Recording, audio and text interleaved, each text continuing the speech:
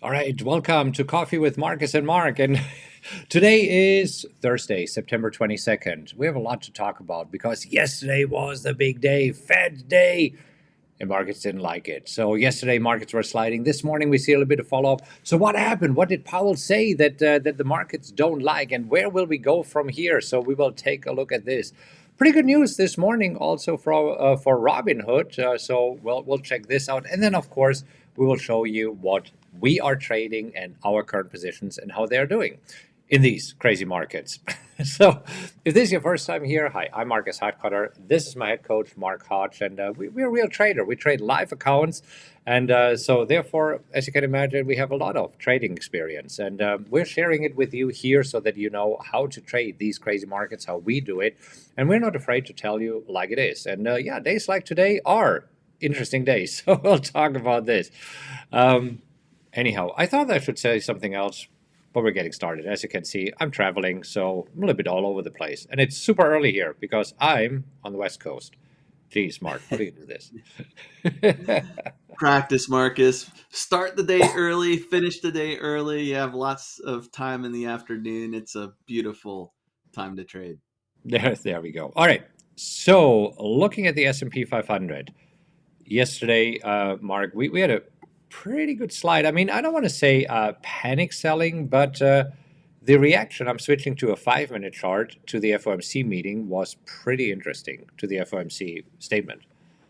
It was, and we talked about the news coming out in two phases yesterday. You have the statement that's released at 2 p.m. Eastern time. That's going to be the interest rate decision and the actual statement, and then you have the press conference at 2:30 Eastern. And we opened up the day slightly positive. We drifted higher. Everybody, or drifted sideways. Sorry. Everybody was waiting for the big Fed day, and it did not disappoint volatility wise. Big slide after, or decent slide after the initial statement, made some lows and then drifted higher heading into the press conference. Yeah, so that's super interesting. Here we had a 1.7% slide immediately after the announcement that they will raise interest rates by three-quarter of percentage point, which was kind of expected. And then, yeah, I said the press conference started right here. And at first, the markets were reacting positively to Powell's comments. But then, as soon as the press conference ended, this is when markets just thought, okay, what the heck did you just say? And boom, we're selling off into the close. So, what the heck was he saying? I mean, this is where it was interesting. So 75 basis points was the hike. It was expected. It was priced in. Hey, Catamaran channel, I know we had the bet. You took the 100 basis point hike, and I bet you ribeyes, crypto, whatever it ended up as. I'm not sure if you saw my comment, but if you'd like to just donate that 50 to Shriners Hospital, that works for me, and I'll make a donation to them as well. So let me know if that works for you. Nice, sport about it, and it was a lot of fun. So I was right this time. Marcus, you felt the same with a 75 basis point hike, and that was what was expected, really. Yeah. So I think during the press conference, this is where we just need to see, okay, what are they planning to do now? So here we already have the probabilities for the next Fed meeting. And right now, market participants are expecting another 75% basis hike. And I think the biggest takeaway was that Powell basically said that right now they're seeing the terminal rate, so meaning that how far will they raise interest rates at 4.6%. During the last meeting, he said, well, we're probably going towards 3.8%. But now he says, no, we need to go much higher to 4.6%. So this means right now, market participants are expecting that we have another three-quarters of percentage point hike in the November meeting and then another half percentage point in the December meeting before we then in January or early February arrive at what Powell said his terminal rate of 4.6%. Yeah, I mean, and this is where we know that the Fed needs to raise rates to combat inflation, and inflation was not transitory. It is a bigger issue, and the Fed is willing to put pressure on the economy to try and get inflation under control. But the real thing is, I mean, gosh, interest rates are going to stay high. right? In the dip where we start to come back down isn't towards the end of 2023, and that's just a forecast at this point. So the market really wants to know, will things lighten up? Right now, there's no sign of it, and with inflation goals of 2%, we're going to be at more than double that for a while.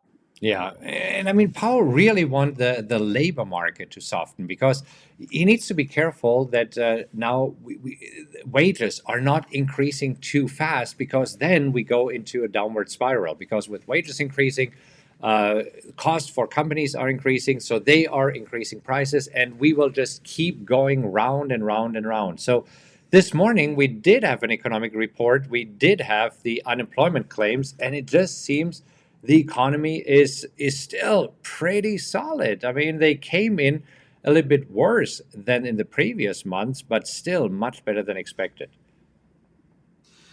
And these unemployment claims at this point, it's a minor report, but if it all starts to confirm the same thing, and that is that really unemployment isn't a concern right now, that's not good.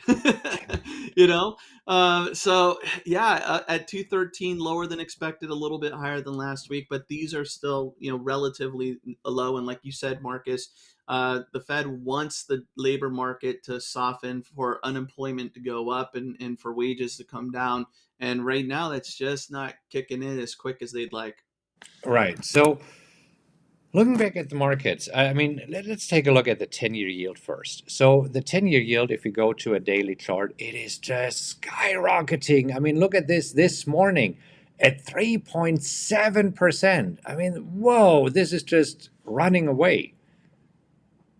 Sure, and now you kind of have this double-edged sword, because not only do higher interest rates really negatively impact growth stocks in tech, typically being in that realm, because of the extra expense, because of the future earnings, tax on future earnings. But you also have a scenario where safe investments in interest bearing uh, vehicles are more attractive than being in the market, right? So it is a double edged sword, because if you could earn 4% on your money with basically no risk, opportunity risk, versus putting your money in stocks where there's volatility and more downside potential, it makes these interest bearing investments more attractive. Yeah. So it seems that we are looking at a 5-minute chart, lows of the day. I mean, today we don't see a panic sell off. I mean, this is pretty much a hangover from yesterday. And markets are still trying to figure out, okay, what does it mean? And this is where we have uncertainty in the market.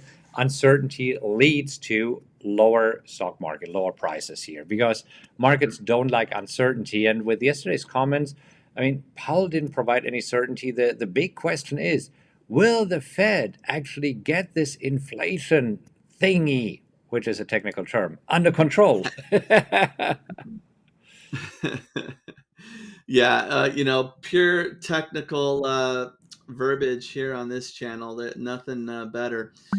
Yeah, and I mean, we talked about it with our mastermind group. It really feels like we're gonna drift right down to those June lows and test those lows, and that's not out of the question. I don't even know if that's a bad thing. It almost feels like at this point we should get down there for buying to pick up again.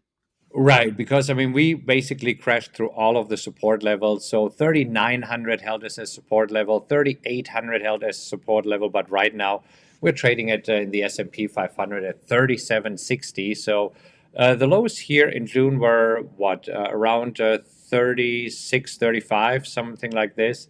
So, and Yeah, it seems that we are marching towards these levels here. double bottom. Double bottom. Maybe we'll see.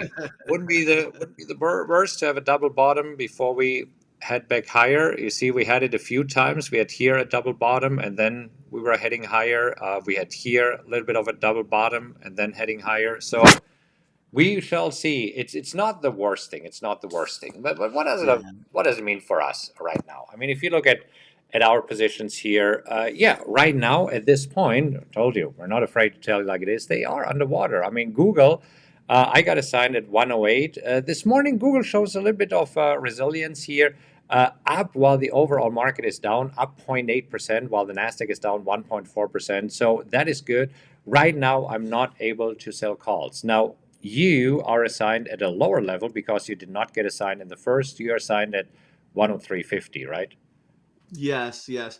And so I was able to sell 104 calls on Monday, and today I was able to buy them back at 90% of their max profit. So I got a buck 25 on the calls, closed it for 12 cents today. Seeing if, hey, maybe we drift higher tomorrow and we could sell calls for next Friday. Yeah.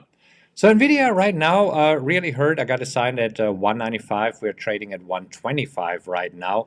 Yesterday, Nvidia was all over the place. Was going above 140 to this morning, pulling back down 5% here. Still trading at these lows. Let's see if this level holds here. So right now, for me, nothing to do here. I mean, just waiting until it comes back before I can start selling calls again. And you have a similar situation with AMD because you got assigned at AMD at 104. Also this morning, showing a little bit of weakness. So down almost 5%.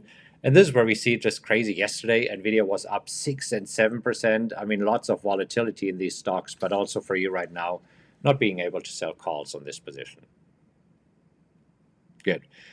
We talked about Google. Suncor, this is where we sold the 29 puts expiring tomorrow. So if by tomorrow we stay, by the close, we stay above 29, our options will expire worthless. We just keep the whole premium. If we're trading below 29, then we get assigned, and we have to buy Suncor shares here at $29, which honestly wouldn't be the worst. I wouldn't mind owning Suncor at $29. Yeah, and I accidentally closed my Suncor trade. Oh, really? That's it. Let's talk about this. So what happened? Yeah, yeah. So there I was with the Fed on the horizon, and I was thinking that let's let's see if we could close this out. Maybe there's a little jump, and we're able to close out at 90%. So I was getting that order ready, and just like I've done a million times, I hit submit, and I accidentally basically forgot to adjust my order, so I got filled at 10 cents. All right. So, I mean, based on what we sold it for, so we sold it for 25 cents. So our 90% profit target should be technically at 2.5 cents. 2.5 cents doesn't exist, so we're rounding it up to 3 cents. I actually have an order in to close it at 2 cents. Don't think it will happen because Suncor trades in 5-cent increments. So this will probably, based on what we are seeing right now, expire worthless tomorrow. But I never know. I'll never know. I might get assigned. We'll see. TPR also right now showing a little bit of weakness, so trading around 31 here right now. I got assigned at 37. Been able to collect a lot of premium selling calls here right now. This is another stock where I cannot sell calls, so I have to wait until this bounces back a little bit. And then Visa, that's another position that we entered 2 days ago, I believe, right? On Tuesday. Yes, yes, and that one's it's hanging in there. Yeah, so we sold the 182.50. So right now it's trading at 185. And again, if by tomorrow we close, let's just go to a little bit longer term chart here. If we close below 182.50, we get assigned. I wouldn't mind owning Visa at 182.50. Would you? Yeah, no, I would love to. I think that that's a great level. We see that it's held up real nicely throughout the year, even in a higher interest rate environment. Long-term support, I'm happy with it. Yeah. So we'll see. Tomorrow, big day, big expiration day. And yeah, we shall see where we end. And then we know whether we can sell calls against these existing positions or not. By the way, that's always a question. I just received another comment that I saw underneath yesterday's video. Like, okay, so if we are already kind of certain that we might get assigned, should I sell calls? And I think this is a huge mistake. And I did a video on this at take a look at this. I'm linking to the video here right now. So when you're selling covered calls, be super careful and make sure that they're actually covered. And I'll explain everything and why that is in this video. So take a look at this, and then we'll see you again tomorrow. Happy trading, everybody.